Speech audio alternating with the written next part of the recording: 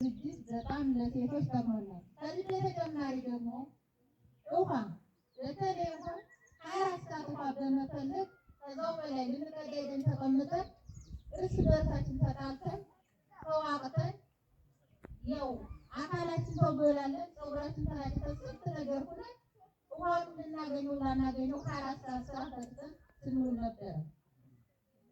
አሁን ግን እንኳን አይደለም እንደዚህ ለማለት በጣም የምናመሰግነው ይሄን ድርጅት ከቤታችን ድረስ ውሃው መጣልን። የፈለግነውን ስራ እየሰራን እድገታችን እንድናመጣ እያመቻችልን ስለሆነ በጣም እናመሰግናለን።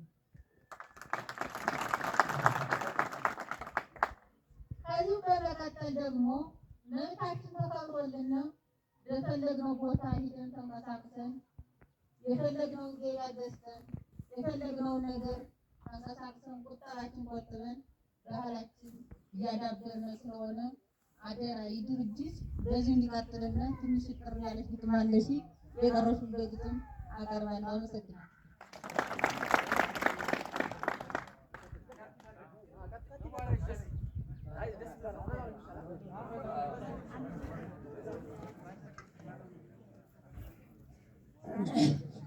ቀን 29 አንደኛ ወር 2018 ዓ.ም ግጥሙ ያው ስለ ሴቶች መብትና ስለ ውሃ ጥቅም ነው።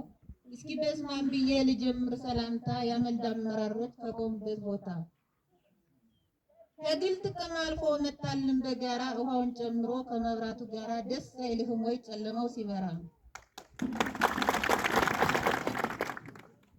እሰየ ምስራች ደስ ይበልሽ ደስ ሸት መጥበሻ ኑሮ ውሃው ደረሰልሽ ከቤትሽ ድረስ።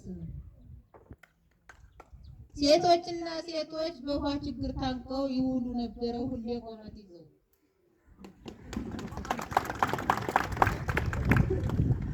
ነጋ ውሃ ፍለጋ ነበረ ስራዬ አሁን ግን አረፈ። ተንከራተት ነበር ሁሌ ውሃ ፍለጋ አሁን አረፈሽ ሁሌ በፈገግታ።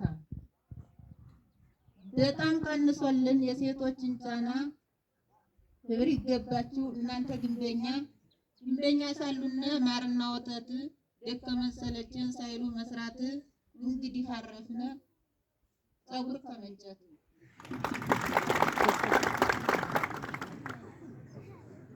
ውሃ ደርሶልን አየነው በዓይናችን ቶሎ አድርስልና መብራቱን ባካችሁ። ወይ አንተ ድርጅት በጣም ይትከልህ ከጥቅም አልፈህ መጣህ በመብት።